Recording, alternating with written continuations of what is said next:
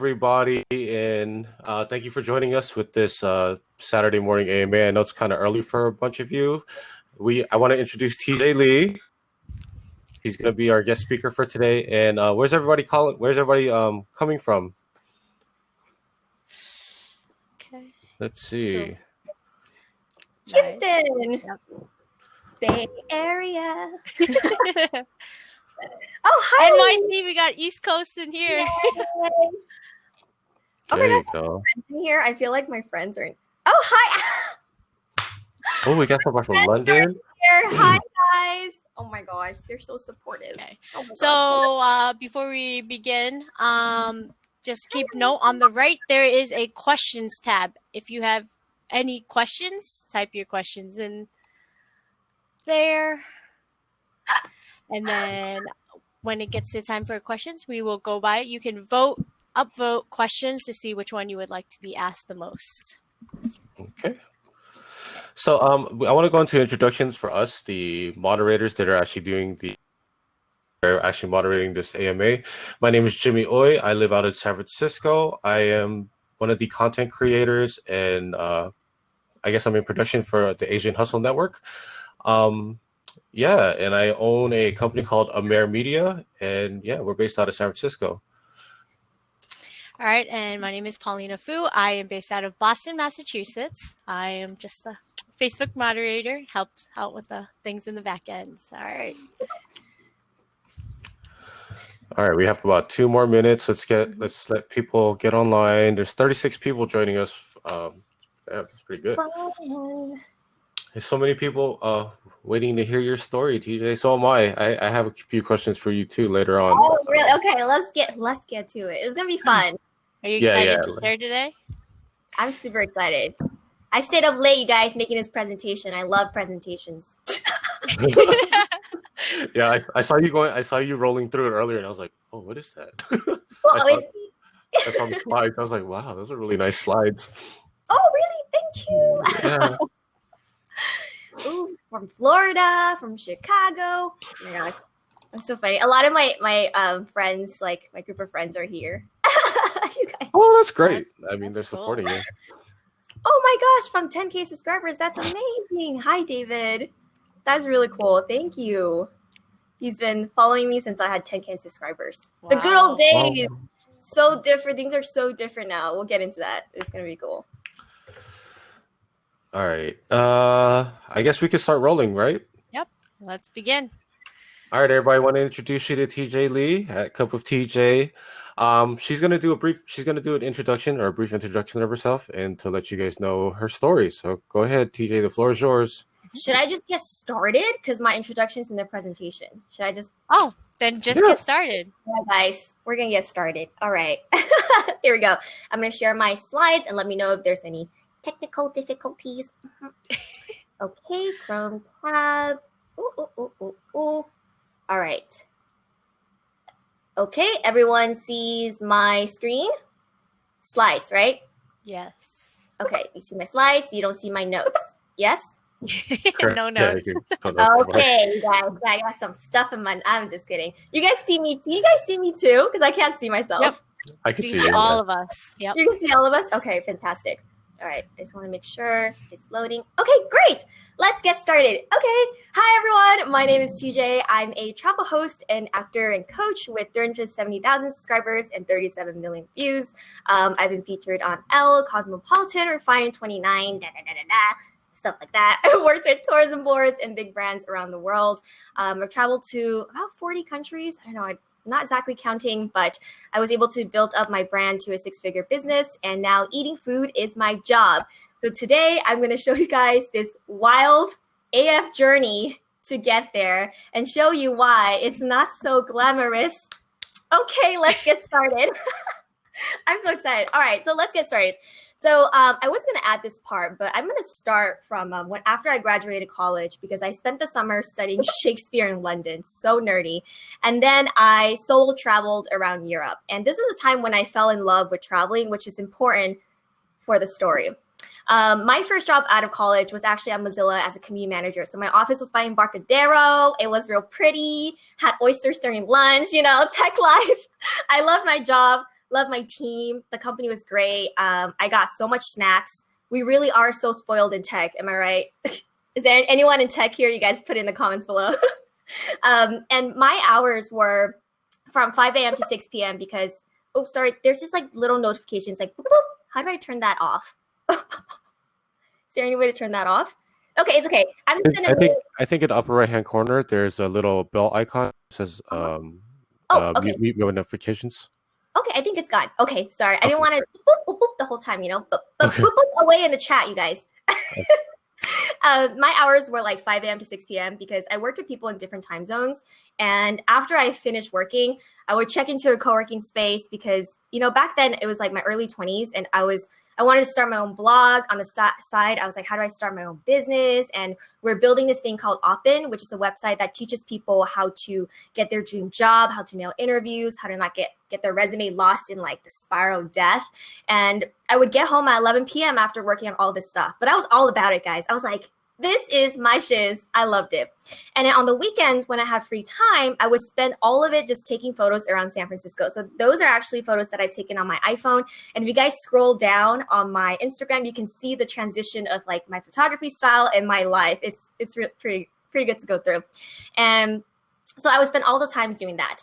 And during this whole time of just like hustling and grinding, doing work, and also spending free time doing creative stuff, I kind of felt like it felt weird, especially with like my 9-to-5 job. I just felt like it didn't fit who I was. Like I love this creative stuff. I was a creative person, but I was in this career that didn't speak to it. And it wasn't so much, I don't know if I can call it unfulfilling, but it just felt off. It felt like I was meant for something else and something more. And I just needed to find out what that was. And I had no idea what that meant at the time.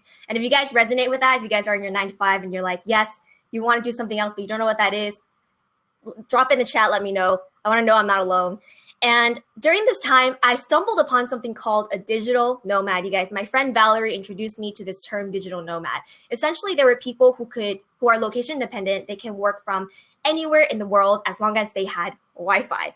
And I just thought, wait, you mean I can work and travel around the world at the same time? Like eat, pray, love me up, baby. I'm in. So I found this program called Remote Year where you can travel with 75 professionals, a different country every month for a whole year. But the criteria was that you have to have a remote job. So you have to be able to work, on a laptop with Wi-Fi.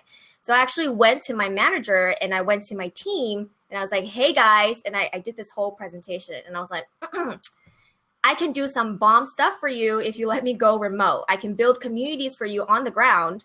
All my work can be done remotely anyways. Most of the team was remote. Most of the people I talk to are in different time zone. Like these are all the reasons why I'm going to kill it if you let me do remote for a year. And I really thought it was possible because so many members of my team was remote. And now, you guys see like remote work is actually the way to go. And they actually spent 2 months trying to get back to me about whether or not I could join this program and go remote. It went to my manager first, then my team. Then it went to HR, and then it went up all the way to the CMO until he was like, no. When the answer got back to me, I was already prepping to leave, you guys. I was Marie Kondoing my room. I was like throwing stuff that didn't spark me joy in trash bags. They were either going to be thrown away or donated, or they were going to be sold. And I was already prepping to leave. I was about to go remote and live and travel and do all those things. So I resigned. I left Mozilla, and that photo up top is actually when I donate. That's my last bag of clothes that I donated. I fit my entire life into that carry-on suitcase and that backpack you see right there. And I made this dramatic AF post like, y'all, I'm leaving. I'm going to go travel the world. Bye-bye. Wow. So dramatic. But yes, so I left. And I want to say that, I had savings, but it wasn't enough for the whole year of travel. The program Remote Year was like $2,000 a month. And I just thought I could find a job and figure it out. Like I honestly went into this kind of with stupidity and just with a lot of balls. And I was like, I'm going to figure it out. And then I was off. 2016, I traveled the world. Like we lived in a different country every month. We started in South America, then to Europe, then to Asia, hiked Patagonia, walked on the largest salt flat in the world. I fell in love in this desert town in Peru. It was my own eat, pray, love story, but just like the eat and love part. But on the back end of this glorious, amazing, kind of glamorous journey, I did everything I could to make money. And I was, man, whatever gigs came my way. I told everybody that I was a professional photographer. I had this old DSLR that's always been sitting around, and I finally used it to take headshots for them. So on the right, you can see some of my client headshots. They paid me like $60 a shoot, you guys. That's really, really low. And if there are any photographers here, you guys will know, they'll be like, damn, that's low. But I didn't know. I was starting out. This was completely new to me. And during this time, I was also making travel vlogs for funsies. So those are some of the vlogs. I was just like documenting my travels. I wasn't posting consistently. I didn't really have a brand. I was just filming and posting a video up. And then people saw that I had a YouTube channel. So they were like, oh, you can edit and film. Can you film something for me? Can you edit stuff for me? So that's actually how I started. The other side of a freelance business was becoming a videographer and editor. This women retreat on this island in Thailand. The only way to get to that island was either by a boat, but there was no boat at that time. So I had to jet ski on this island with my bag of equipment. It was hilarious. I was like rolling in there like some type, but that was a shoot, and I think they paid me $800 for that. That was one of like the bigger gigs, and I was really excited. And so I was doing all of this stuff, but you guys, like, I know it's great, but you really think about it, it's like a shoot.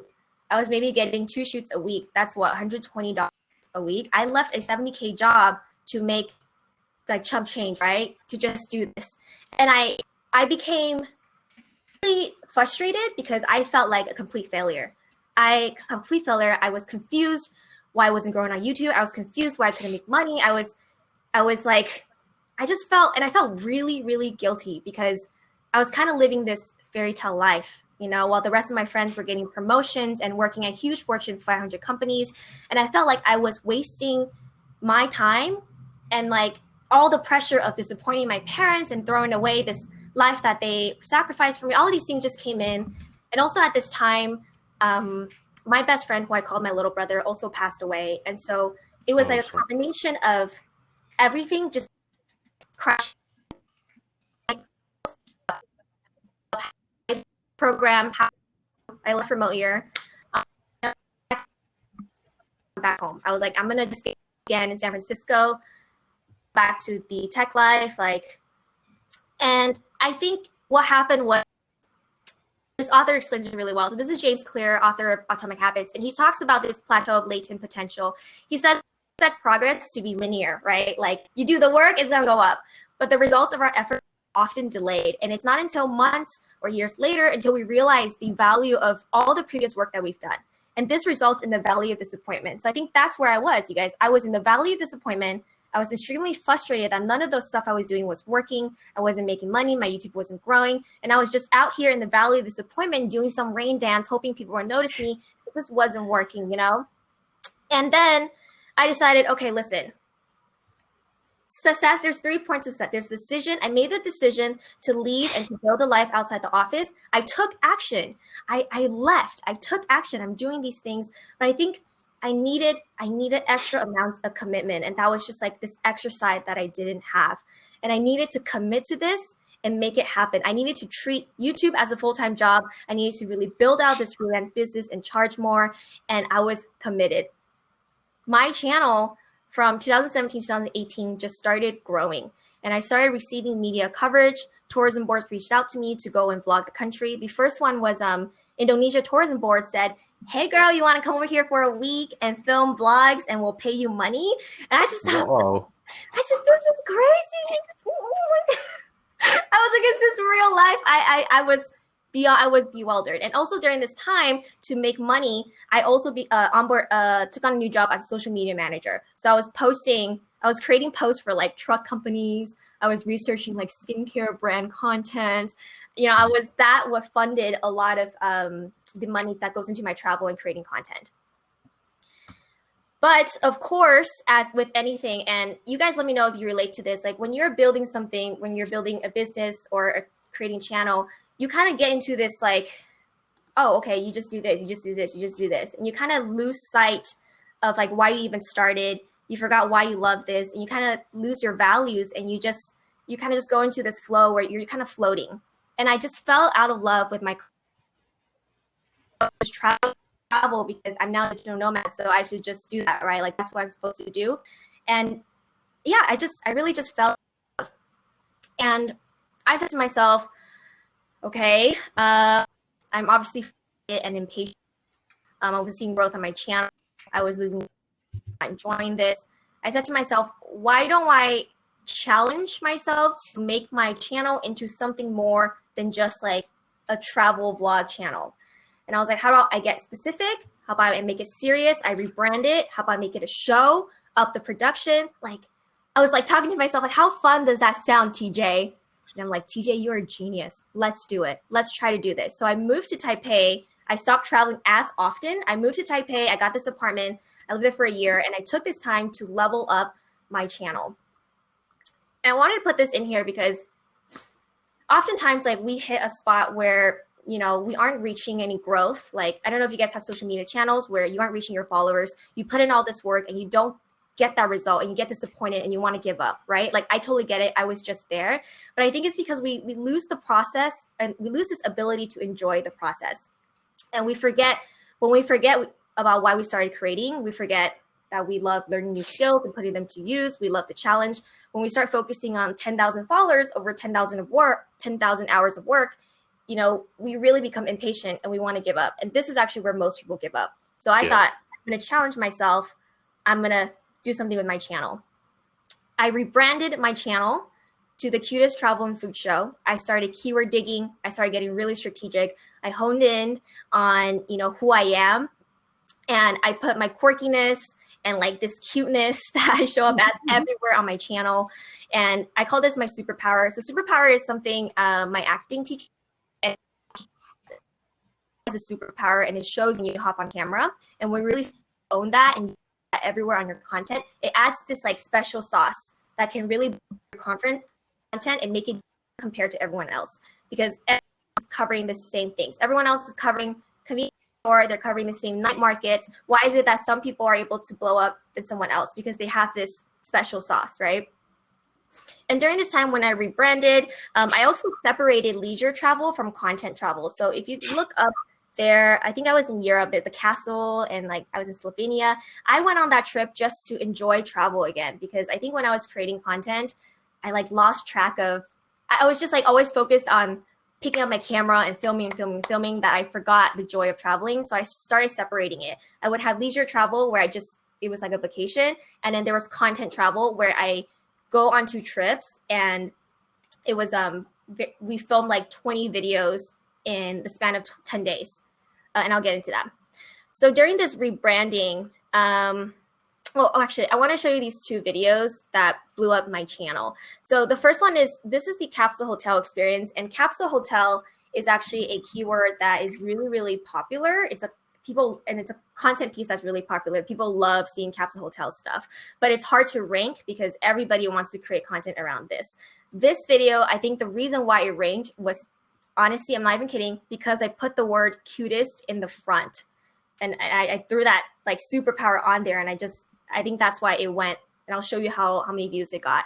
The content piece on the right, I tried the ancient art of knife massage. I didn't know that knife massage was like a keyword to target. I didn't know that it was something that people would enjoy watching. I just believed, I was really interested in it. I thought it was really quirky. And I just believed that this was a content piece that would work well for my audience. Mm-hmm. And these 2 ended up getting, the first one is 10 million views and the second one was 3 million views. And this is when these 2 videos really solidified this idea for me that like YouTube success is, first you got to do the homework, right? You got to post somewhat consistently. And I consider consistently like once a week or once every 2 weeks. You got to do the keyword digging. You got to create content around things that people are searching for. And then you have your superpower, which is you yourself owning who you are, okay, your on-camera presence, and owning your creative genius, and just believing that your ideas are going to work. And I think when you pair these 2 together, your channel is on another level, because some people are just doing the homework. They're just doing the keyword research. They're just creating videos around topics like how to do this or 5 ways to do this, but they're not adding this almost like human side to it. So my channel blew up from 100K to 300,000. It's almost at 400,000 now. I'm fully YouTube full time. I moved to New York, which has been a dream of mine. I got a management team and I started doing international content trips. And I think I mentioned this, where when we travel, it would be like 7 days. And I would try to film as many videos as possible within the 7 days. Then I would come back to New York and then I would slow release it. So I was basically batch creating. So I wasn't exhausting myself. I was leaving time for me to do other things. This is the only reason I was able to do acting and, really explore other like dreams of mine.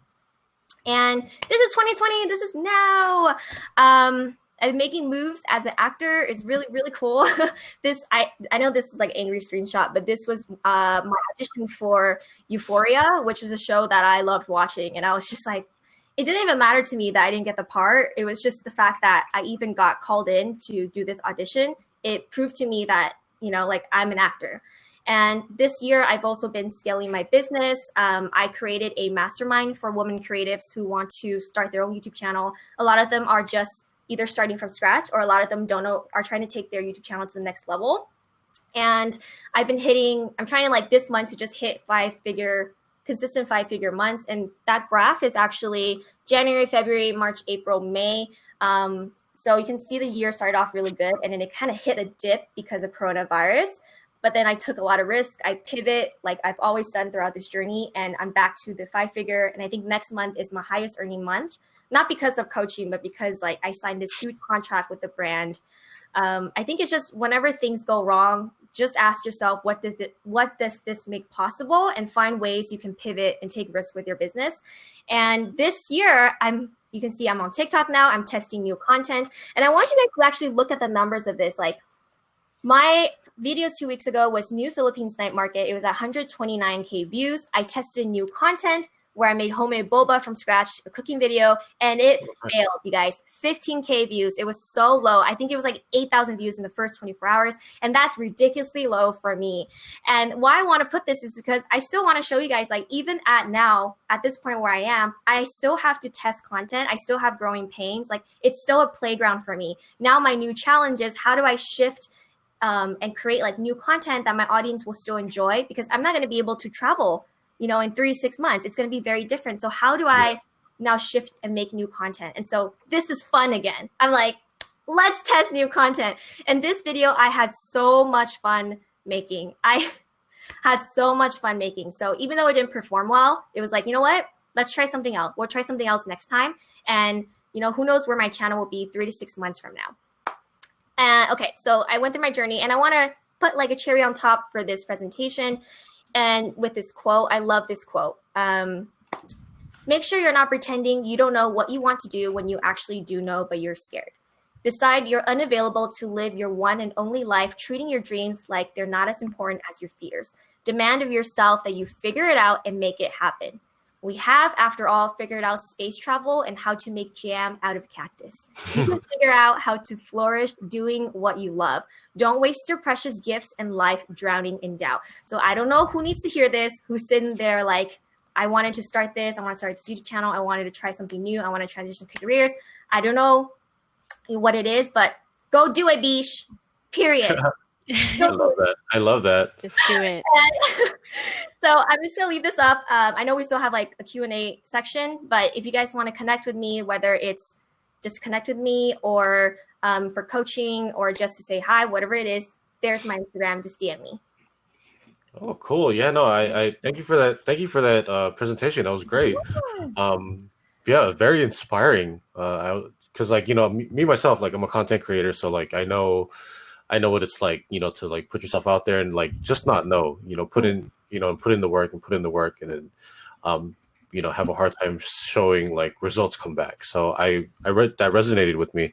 But yeah, let's get, there's actually a couple questions that some people have. I'll pass this over to Paulina. All right. So let's go by the most upvoted questions. We have 2 ties, so I'll just go with one of them. We have a question by Vivian Mock. I'm going to try to start this live answer. There's so we'll see how it goes. All right. Says, video editing is a time-consuming pain for me. How do you streamline your editing so you can spend more time creating? How long does it take you to edit?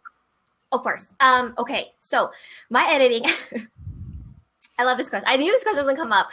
It usually takes me, when I edit my videos, like 20 to 24 hours, but not all in one day, like spread over 3 to 5 days. Editing was a huge pain for me because I love making my videos just like specific. I'm like kind of perfectionist about that.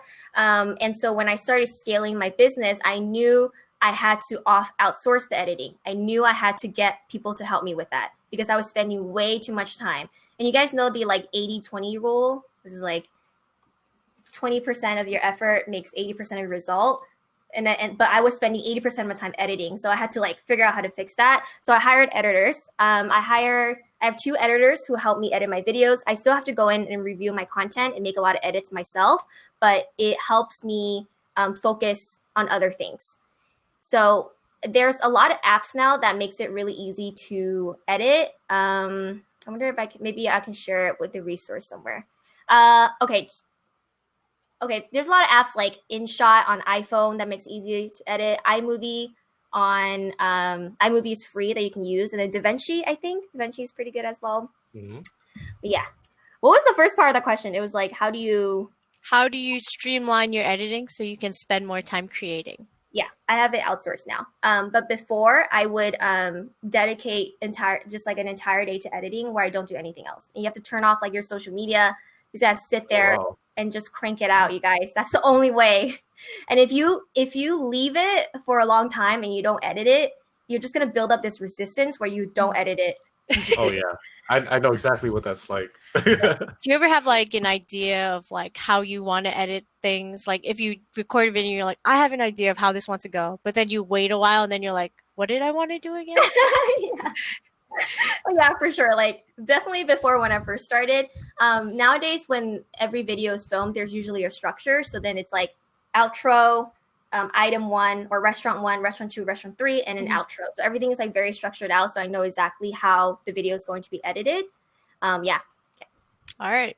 Jimmy, you want to take the next one? Yeah, let's go on to the next question. What are your best keyword research tips? This question comes from RJ Mack.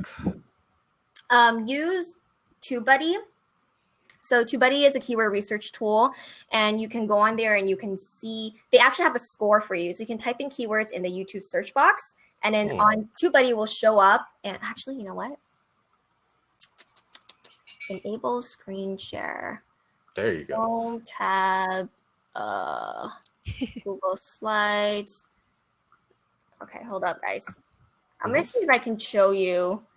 And sorry if this is kind of slow. So let's say you want to make a video on like, I don't know. I'm just thinking like what you can do right now, like apartment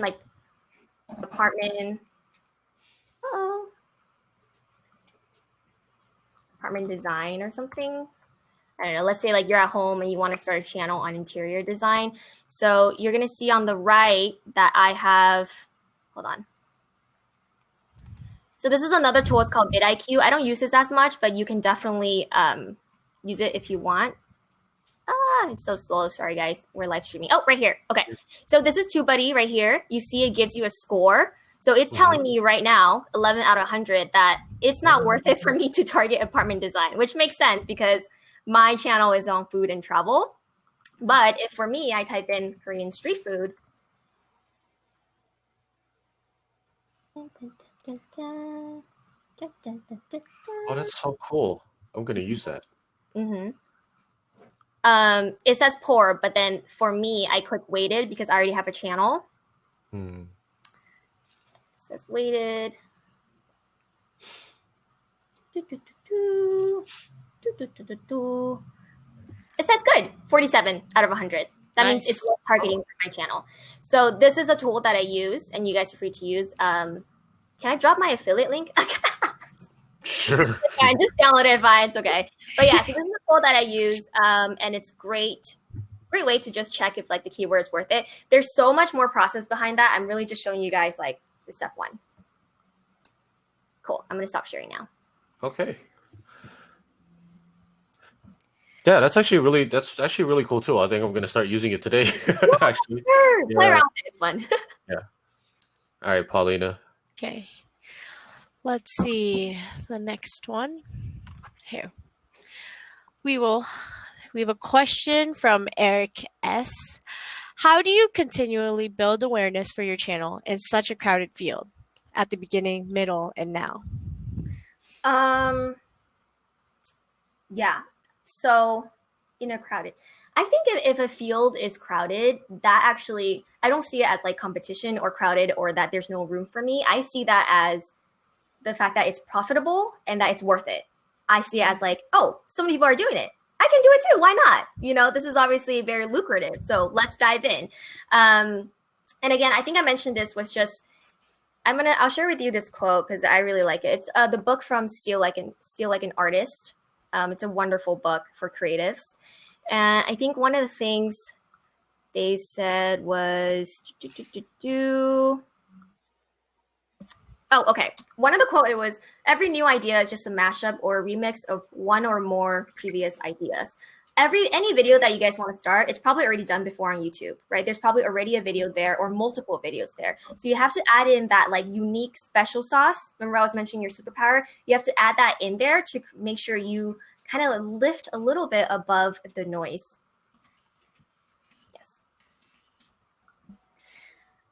Let me see. Who's next? We have a question from Aaron. I don't know how to pronounce your last name. Let's just get it up here. Sorry. What was the turning point for you to charge your rate, current, and YouTube monetization as sustainable? When it finally became sustainable, like just the ad, is that what the question's asking? It says, what was the turning point for you to charge your rate, your current rate, and YouTube monetization as sustainable? Where is Aaron? Oh, the turning point for when it was sustainable. Yeah. I think it was definitely after 100K and plus, like, and that was when I got a lot smarter. I started, I built like a course for travel vloggers. I upped the affiliate like incomes, the affiliate commissions. I launched merch, and I was trying to figure out all the ways to make money without depending on YouTube ads, because YouTube ads is very up and down. Like some months it's nothing and some months it's a lot. So you can't depend on YouTube ads. My brand deal started getting much bigger, definitely around the 100K mark as well. But you actually have to make sure you're like, if you want more brands to be pitching, if you want to like actively pitch to brands and say, this is my channel, this is what I can do, this is my rate, this is my package, and have things very laid out. Okay. There's actually a question. For some reason we can't send it live. It's from David Wynn. He says, can you give us a breakdown of your income stream? I'm assuming YouTube ad revenue isn't your big stream. I guess he was kind of reiterate on what you're just talking about. Sure. But what are your other revenue streams? Since you said that YouTube ad revenue isn't sustainable. Yes. Okay. So I'll list them. So I have YouTube ad. That's one. I have YouTube brand deals. So brand deals for YouTube. They don't come as often anymore because now I charge like much bigger rate. I rather just create content I love so they have to pay a lot for me to make a video on it. There's Instagram brand deals because Instagram's another channel. When you have a YouTube channel, oftentimes your Instagram following kind of grows with it too. So Instagram brand deals. Now TikTok is actually a huge stream revenue for me. And then affiliate income. So stuff like TubeBuddy, use my affiliate link, stuff like that. Or TripAdvisor has an affiliate program too, where if you just get people to go on their website, like click your link to go on their website, you get money for that. Oh, wow. Mm-hmm. And then there's hotel bookings. Like if you recommend a hotel and someone books, you get percentage from that as well. Tour companies, if you recommend a tour and they book it, you get percentage from that as well. Products, so Amazon affiliate is one too. If you recommend like a microphone or a camera, you get that as well. So there's a lot of different affiliate income pieces. And a lot of people make money off of just affiliate income. Like they're really good at that. They're like affiliate ninjas. Like music streaming, copyright music platforms like Epidemic or MusicBed. I don't know if you guys heard of them. They pay like $30 if you get someone to sign up. Oh, really? Wow. Yeah, so That's you can crazy. definitely find a lot of affiliate gems. That's not like my biggest source of income at all. I'm not the best at affiliate. I know how to navigate. My other source of income comes from coaching. So I have my course, I have one-on-one coaching, and then I have mastermind.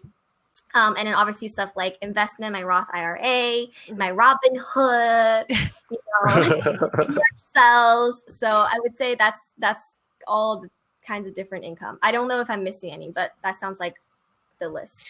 By the way, TJ, feel free to drop your affiliate link in the text because we got some people asking for them. So Right now, see, this is why you guys are the best, because you guys just know. Like, sometimes people don't understand. They're like, why would I use the link? Hold on, I have. Sorry, Paulina, to cut you off. I have one question that I personally want to ask. I had one too. I'll ask it after. Okay, so when it comes to creating your content and you're doing like your travel vlogs, what camera are you currently using? I know you said before you start off with like an old DSLR, but like now, what's your like go-to travel camera? Like, what do you take with you? Oh, I have it right here. I have gear laying all around. This is the so this is the A6 V, but I'm currently using Sony A6 IV because of the flip screen. I love that flip screen. And the lens I'm using is the Sony 10-18, so it's the wide angle one. I love that lens, y'all. It makes me look skinny.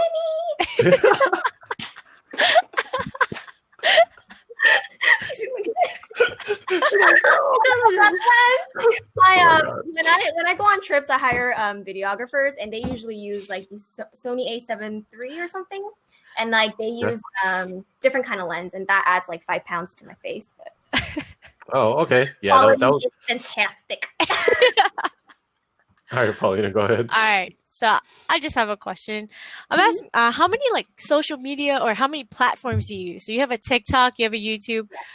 I saw your Twitter when I was stalking you. I have my Facebook page, yeah. And Facebook. So with all those platforms, how do you manage all of them time-wise? Like, how do you manage getting content for everything? And your Instagram too. So like, you know, because I know there's editing and stuff that goes into those. For sure. I don't do Twitter anymore. When I was doing like career, I was in like the tech stuff. I was using Twitter a lot actually, but not anymore. I use it to check memes. Like me and my group of friends, we have like a meme group where we send each other funny tweets. But like that's it. My main platform is definitely it's YouTube, it's TikTok, and Instagram. So it's those three. Facebook. You guys get into Facebook because there's actually a lot of opportunity in there. Like your videos can just randomly blow up and feed into like, because you know sometimes you go on Facebook and you're like spending days on it. Their algorithm is really good. They feed you what you want to watch. So get on Facebook, and the ad, you can make a lot of money off of the ad too, if you know that.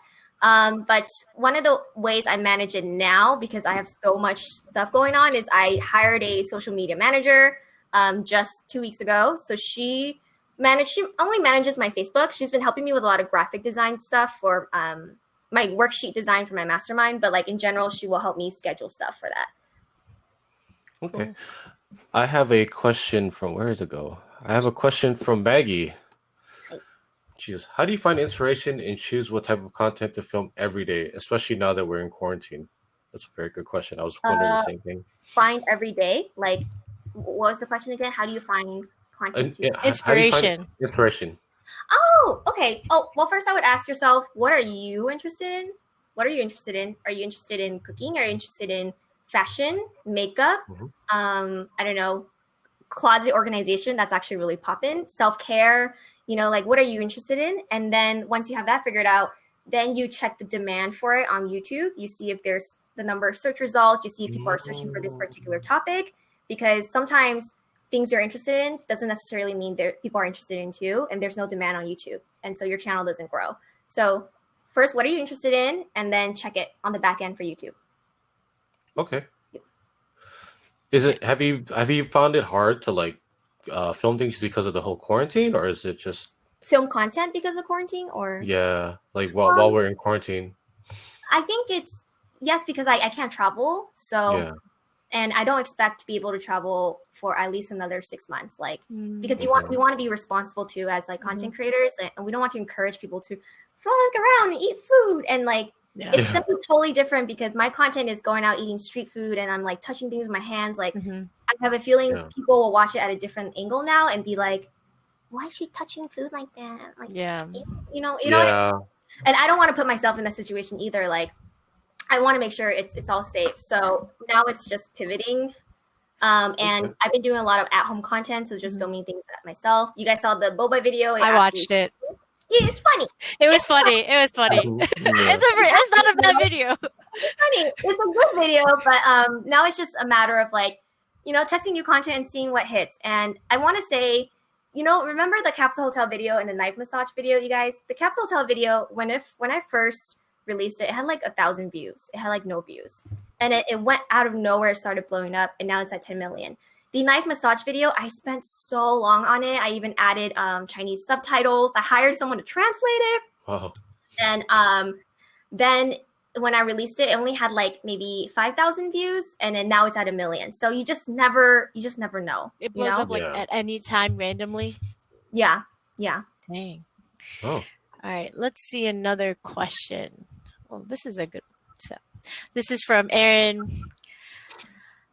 The last name that we don't want to mess up, so I'll just say Aaron P. How do you overcome any doubts you've had from any haters that come from friends and family who might have said get a job while you were failing?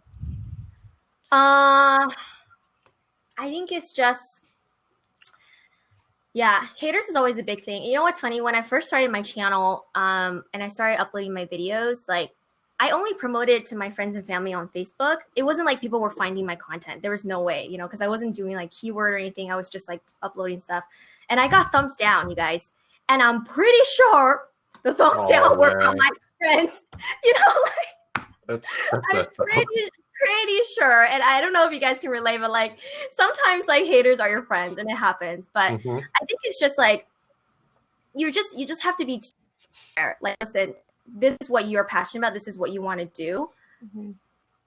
They don't have any say in that. They don't have any say in that. And if they do hate on you, just actually hate on them back, but just like have compassion, because for somebody to hate on someone, it says a lot about them. They are worried about, because they probably want to do what you're doing, but they're not able to do that. Mm-hmm. And so they lash out on you, you know, and have a lot of compassion. It's fine. Like, it's okay. I hope you know, I hope you get better. So like the jealousy. Yeah. No, I totally understand. A majority of my closest friends are a bunch of haters, and it's, you know, sometimes it's funny, but it's like, okay, you know, but yeah, no, I totally get it. Mm-hmm. All right. Our next. Can I ask a quick question? Yeah. Do you ever feel pressure like to dish out content more? Like, say you have like a time. Do you ever like feel like you want to just take a little break, but then you can't because I feel like once you become like in like the public and stuff, they're expecting you to always give out some content. Yes. I take a lot of breaks, and I don't know if it's just because like I'm like a very emotional person, but like I need time off. And that's why I batch create. It's just because like I batch create so that I have the content ready to be released even when I don't feel good, I guess, you know. And like in this journey, like there's so many ups and downs, and like you're not going to feel 100% all the time, and that's completely normal.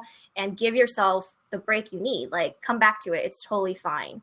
And I kind of understand it. Like, if you don't stay consistent, they're like, it messes with your algorithm, F's things up. But it's also like your health and your mental health, and you are so important. Without you, there's no channel, there's nothing else. So just take care of yourself first. Okay, we have a question here that I also want to know the answer to. So this is coming from Trey Hernandez. He says, you said you have a management company. How did that happen, and what do they do? In regards to the business model, is it a percentage of your business? Are they an agent, or do they suggest content? Okay. I'll answer part of the question, and you might need to repeat it because my mind goes like. Yeah. So they actually found me, and this is a funny story, you guys. When I moved to New York, I once again decided I needed to pivot my content, and I started filming a lot of New York trendy food. These New York trendy food videos did not do well. My audience hated it. They were not about it. Some people liked it, but most people were like, where's the street food? Which I understand. But these videos were the reason why my management team found me, because they typed in New York vlogger. And my New York videos popped up. And that's where they found me. And they were like, we want to work with her. So they take 20% of everything. Wow. Except my YouTube ads. Except my YouTube ads and things I list in a contract. So when we signed the contract, I said, you can't touch my course or my coaching, my affiliate income, or my YouTube ads. Like, these are things that I own. And you can't touch any brand deals that I've established before we met. But moving forward, anything they take a percentage of, and they take 20%. So, and have you seen like how's the growth been ever since you started with the management company? It's been good. It's good. Like, one thing is just they like handle the sorry, I have a foster cat, so she's meowing. They handle the like pitching and negotiating for me in the contract process. So that's been able to take off like a load of that for me. So, and they do bring in some deals, but a lot of my deals are still inbound. So they come to me first, and then I give it to them to handle. But they still take 20% off of that. But like, I would think it's worth it for just like having people behind you to support you and look for other opportunities for you. I think that is important. But if you have to really make sure you're at a point where you can give away that 20%. Because if you make $1,000, you give away $200 to somebody who are answering emails for you, right? Essentially, they're answering emails for you. Yeah. And do they have any influence on like the creative process as far as like what content you're going to produce? You actually have full creative control. I can't say for everybody, but I know my management team is really amazing. They're really, really great people. But they can like suggest things and they can help you through your blocks. But in general, it's still up to you. It's still up to you. Okay. Thank you for answering that. All right. Let's see. We have a question from Maggie. Were you funding your editors with the money that you were making through your social media job? How much were you paying your editors per video? And how much would you usually spend while traveling at a time? I didn't outsource my editing until, like, I would say when I moved to New York. And it can range anywhere from 100 to 200 to 250 per video, depending on the video. There are now like companies out there who for like 500 or 750 a month or something, they'll edit unlimited videos for you. But in reality, it's really like maybe 2 to 3 videos a month because of the draft process, right? You have to review it, and then they have to edit it, then you review it, then they edit it, and it takes a couple of days. Yeah. But what was the second part of the question? So it was the editing. How much would you usually spend while traveling at a time? Man, like, it's so different. When I first started, I was not spending a lot. And this is why I spent most of the time in Asia, because things were more affordable. Yeah, things are more affordable. I could get like an Airbnb and stay there, and food was like $1. But now when I create content, I pay for the flight of my videographer. I pay for their accommodation. Wow. And I also pay them a stipend on top of that. And I recently, last trip, I hired an assistant producer to help with the scheduling and stuff. And I also have to pay that as well. And then you pay the daily expenses you have to pay all your food, all the street food you eat. Sometimes these meals can be really expensive because if we go to like Michelin restaurant, or I think I paid like $120 for a crab in Singapore. Wow. I don't know why I did that. Was it good? Was it worth it? Was it like the best crab you ever had? What did it taste like? $120 crab? When I saw the bill, I was like, man, I hope this video does well. It did not do well, but you lose some, you lose some.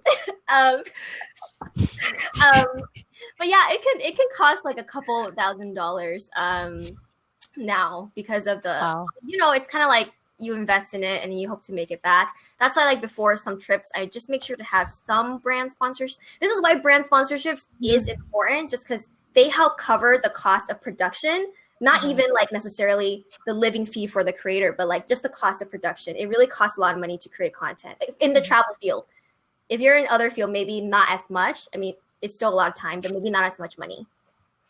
So sponsorships are important. Do you ever go on like specific trips just for just because of sponsorships? Do people be like, hey, come here, do this, we'll pay you? Like, tourism boards definitely do that. But in general, not every tourism board have money. Certain tourism boards do. But yeah, like sometimes I got invited to Canada to create. I got invited to like South Carolina, the city. Oh wow. The state. I went to the city Columbia in South Carolina, and so I created content for that. And yeah, people do invite you to go create content for them for sure. Okay. Okay, I have a question. You kind of touched on this in your intro, but okay, we have a question from Brian K. Says, do you have to quit your day job to be successful YouTube influencer? No, I don't think so. You don't have to, but you have to structure things out in your schedule. So, for example, in your calendar per week, you need to be like, on Saturday is when I do the research, the content research, or it's when I film, and you have to block it out. Like, make sure you stick to it. And then, or you can be like, the first weekend of every month is when I batch create videos. So I'm going to film 4 videos in 2 days, right? I figure out how to, like, either you do the editing the rest of the month or you outsource it. And then you have 4 videos that month and you can still have time to do other things. So it's just a matter of like working smart and juggling things around your schedule. Because now YouTube, I'm a full-time YouTuber, but I don't do YouTube full-time. Like I have so many other things going on that it's really important that I have things structured and scheduled. So on Mondays and Tuesdays, I do my coaching stuff. On Wednesday and Thursdays when I create content for TikTok and for YouTube.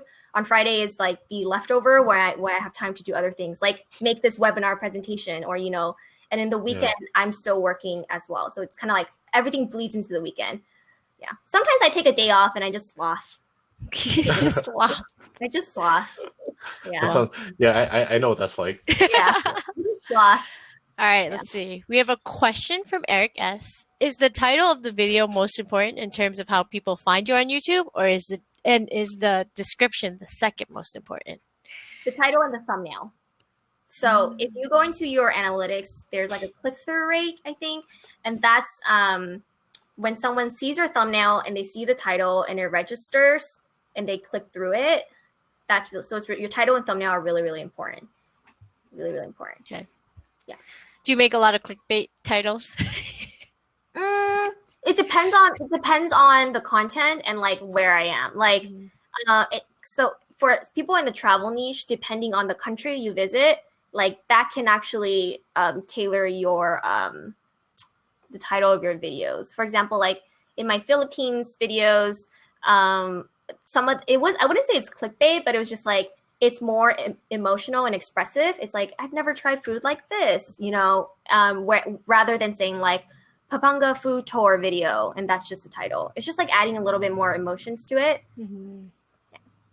Okay. I have a question coming from myself. Sorry, coming from me. I want to know. No, I seriously want to know. I always ask this to travel vloggers. It's like your favorite place that you've traveled to and why. And I want you to walk us through an amazing experience for why that's your favorite place. Oh, I know you have so many. No, this is a hard one. Am I allowed to say this? All right, okay. So I went to Bolivia. We were in Bolivia for a month, and it was amazing. We lived in La Paz, which is the capital, and it's like there's like these huge mountains, and then the capital is under. It's like in the, I don't know. It's like people basically you have to take cable cards to enter the city. So like people would take cable card to go home, and then they take cable card to go in the city, and it was just so different. It was just like a whole different world. Like people were still wearing their traditional clothing. People would carry like dead llamas on their back. It was just so different. Wow. And the elevation was so high, so it was hard to breathe. It was just like a really cool experience. But during this month, we went to the border of Bolivia and Chile. And like, it was so beautiful. It was pastel, it was pink, a little tan. And I have the photos on my Instagram if you guys go and see. But it was just so gorgeous and so untouched. And okay,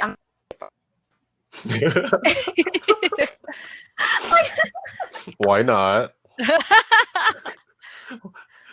Why not, TJ? I'll say it. You guys can cut it out. I don't know. We upload it. But in Bolivia, is one of the biggest biggest manufacturers or whatever of cocoa leaves, and they say like a third of cocoa leaves disappear.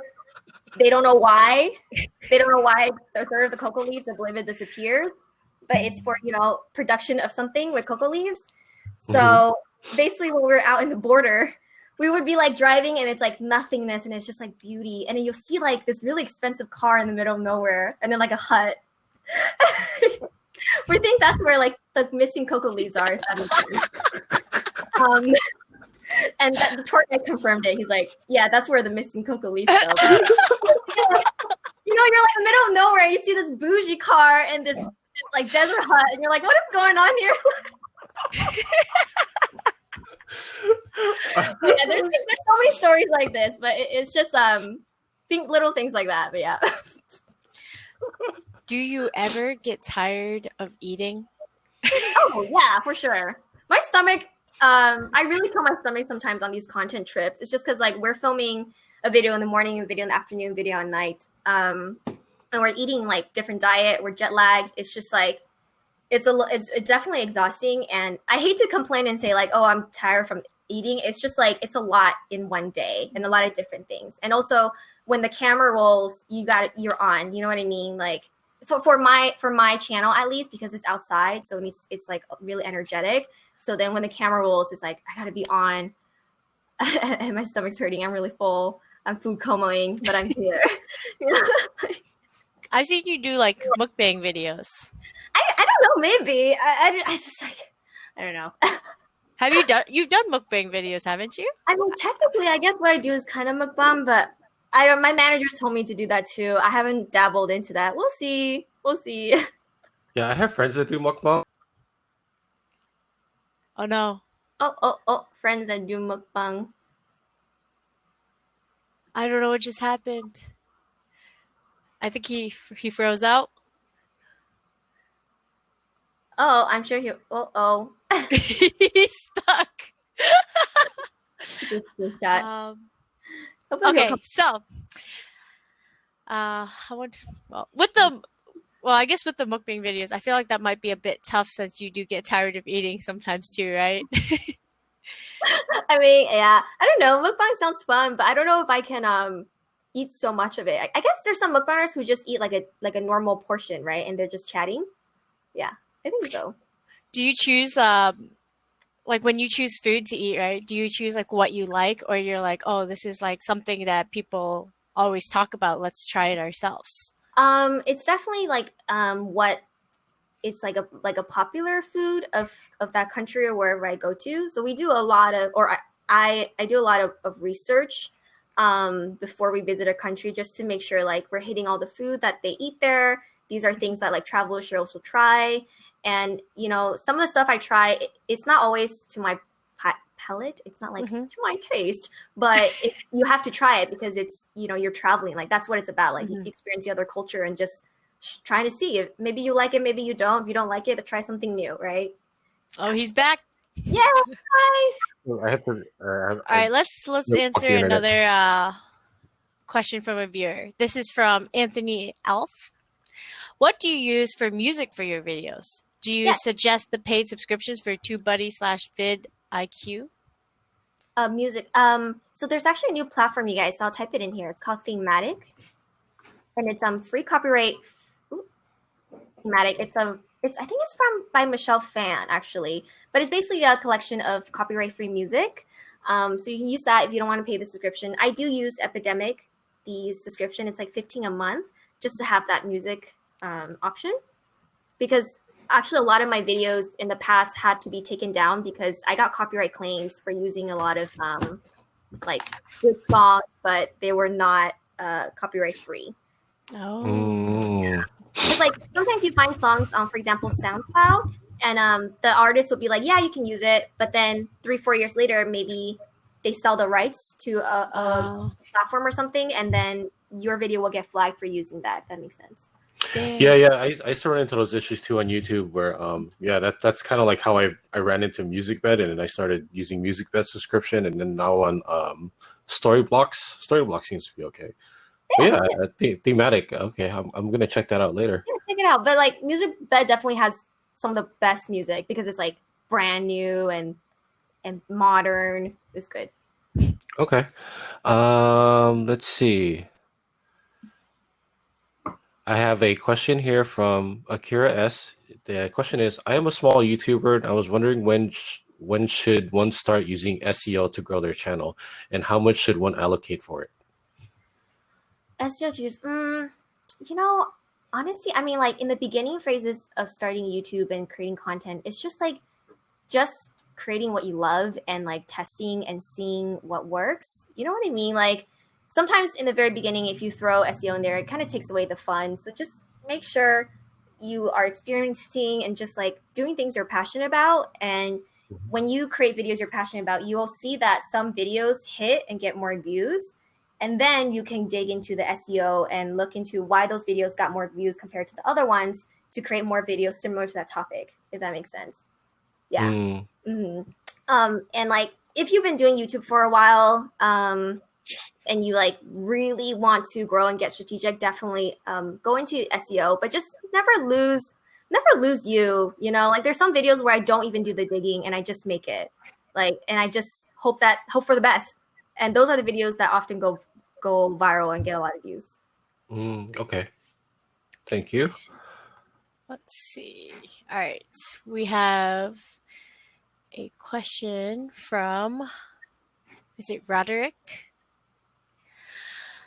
Roderick E. I'm going to say it wrong, so I'm just going to say E. Do you do all your own accounting? And do you have any legal docs? If you have legal docs, are you willing to share like a template?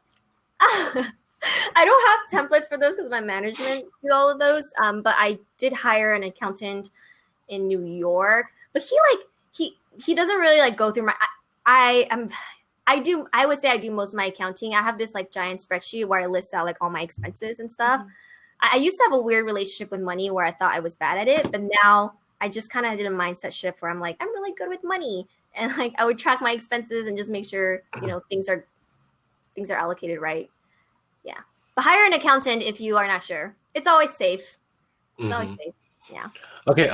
Since we're coming up on the 10:58 time mark, we have about 2 minutes. Did you want to continue on with this AMA, or because we can go over time a little bit to get a few more questions in? Of course. If you guys are here, yeah, of course. If they have more questions, I don't mind answering. It's all chill. There's a pandemic. I'm home. Yeah. All right. Cool. Let's see. What's a good one? Sorry, we're scrolling through it. Yeah, no worries. Actually, I have a question. What has been your biggest challenge up to date from beginning to now?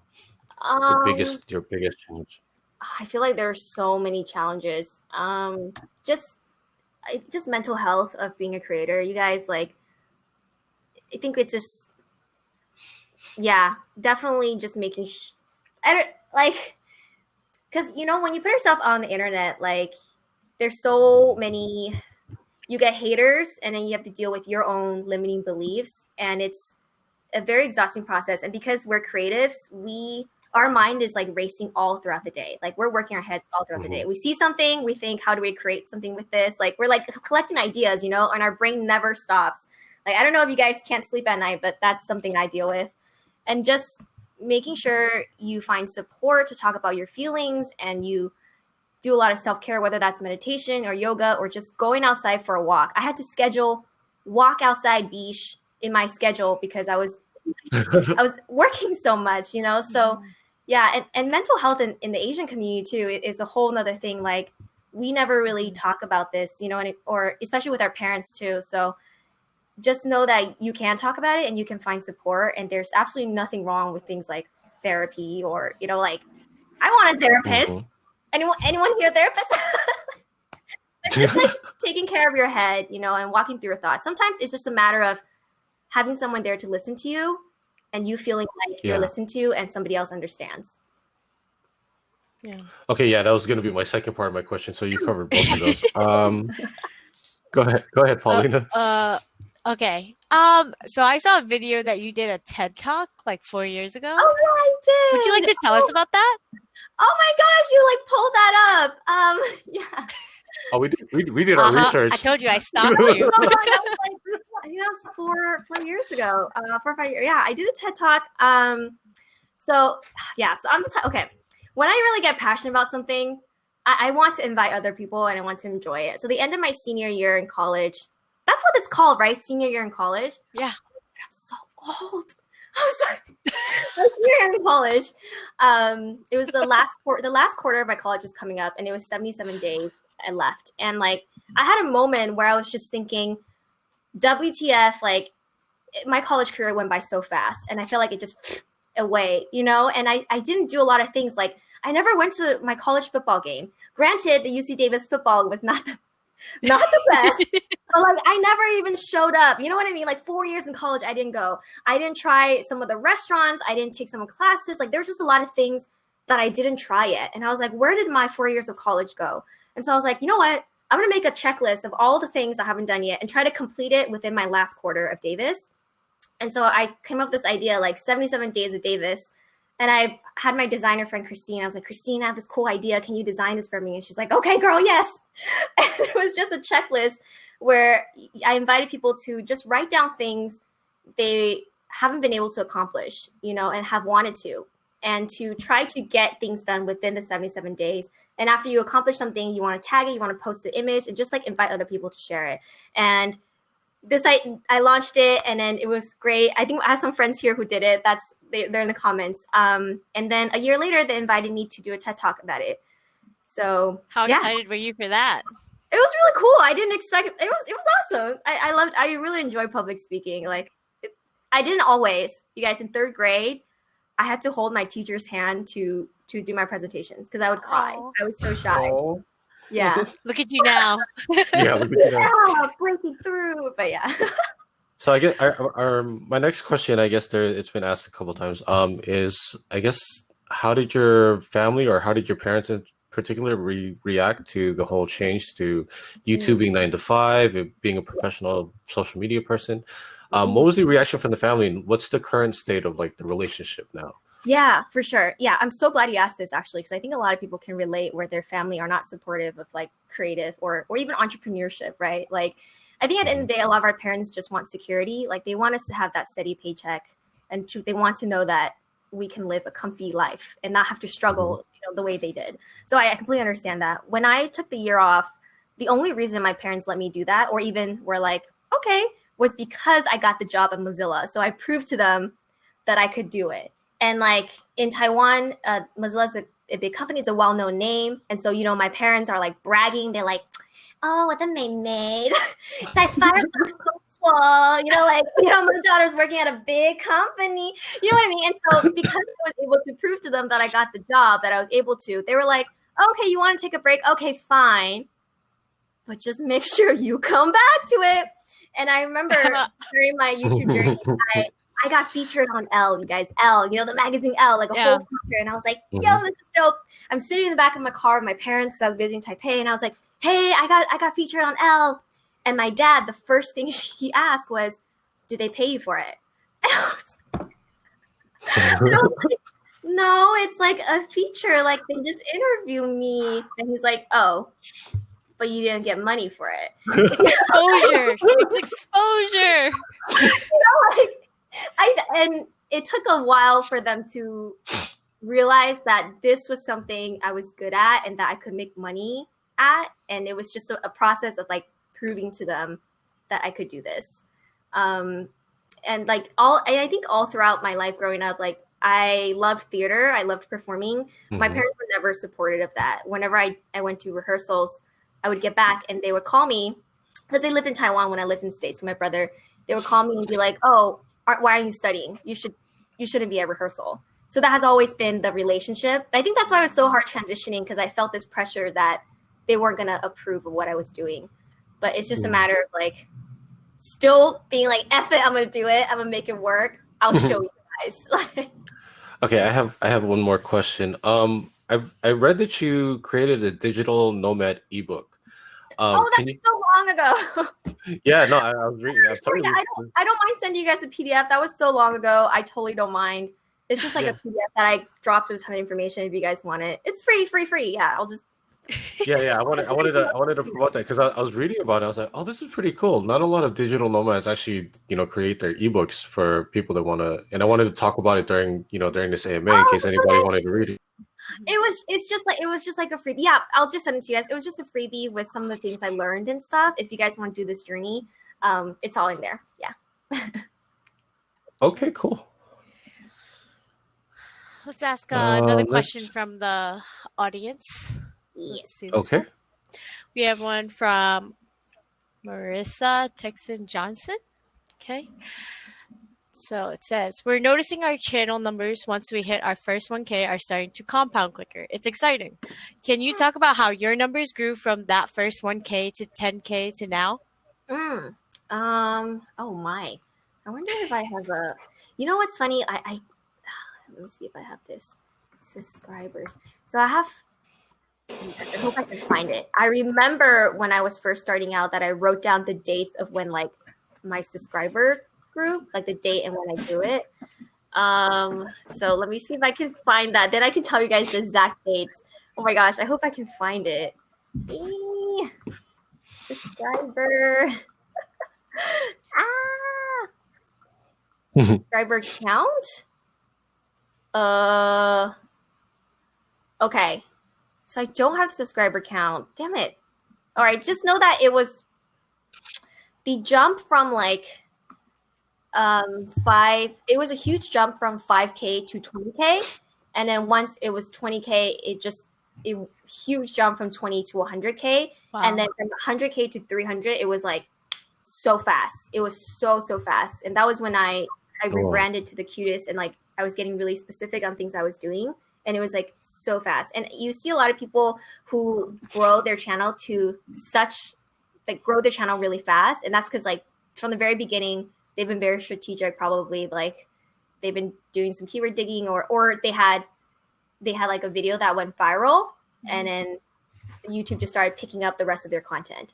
Yeah. Sometimes I call this YouTube magic, when like one of your videos just go viral. You just don't know, you just don't know. Do you think it's... Have you... Oh, sorry.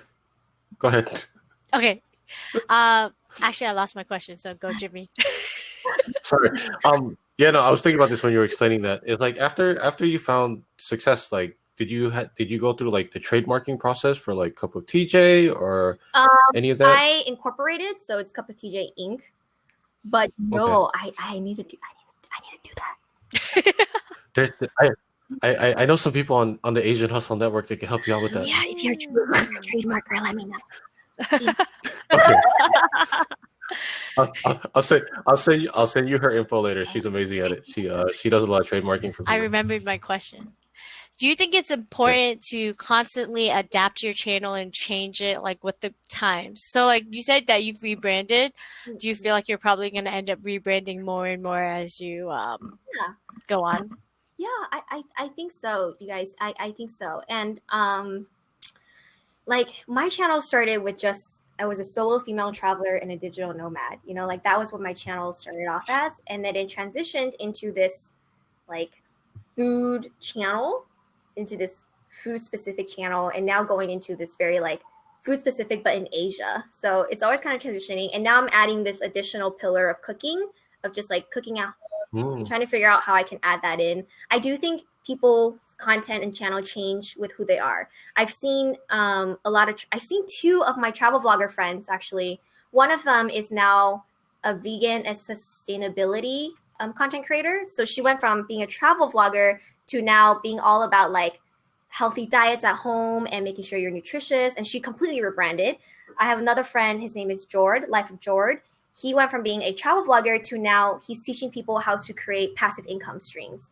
And he's now like that. And so you can always pivot, I don't think you're ever stuck doing that. And even like, Leanne Dong Productions? I follow her. So I love her. She's so funny. She created a new channel. She created an entirely new channel. She's not posting on her main channel anymore. She has like millions of subscribers. Like you can always pivot and move. Just make sure it feels good to you. That is like so important. Okay, I wanna combine a couple of questions. There's a few people asking about your management team. If you can like drop the info for that, because I guess some people are curious about it. And then let's go on with this one. A question from Aaron P. What's the best way that you've seen your management what's the best way that you've seen your management decide your brand deals, sponsorships? What's your main metric, criteria, standard in deciding how to vet the deals or take it or not to take it? They have to be able to So we have a set amount of like, I tell them these deals have to hit X amount. Like I have, and when I say X amount, I mean like I have to make X amount, and then whatever they make, they add on to it. So this is the amount I make, and then they pad it with what they want to make, or like with what they think is reasonable. And if that deal, if that brand goes like, I can hit that, then we go, okay, but does it align with my channel? Like, is this something we can even talk about? Because if not, it's just, you know, even if it's a good deal, it's just not going to happen.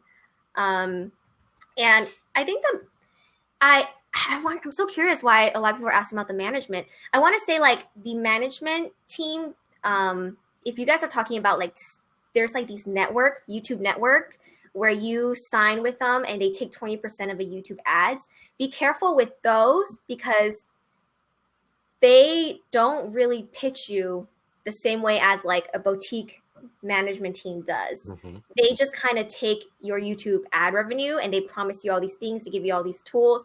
It can be beneficial, but most oftentimes I found people become very frustrated because they aren't working for them. So just really be careful about like signing away, you know, like portions of your channel. Okay, that makes sense. Okay, Paulina. Okay, let's see. Here's a question.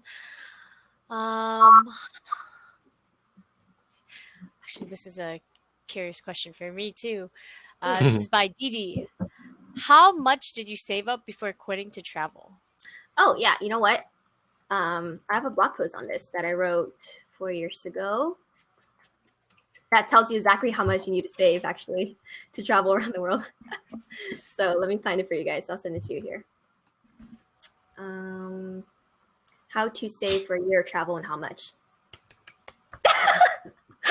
I'm so excited. I don't know. Here, I'm gonna drop it in the chat. So this will answer your question. Here you go. It's a really comprehensive blog post too. I was very proud of this one. This was when I thought I was going to be a blogger and a YouTuber, and so I was blogging. When my blog is, I'm not a blogger.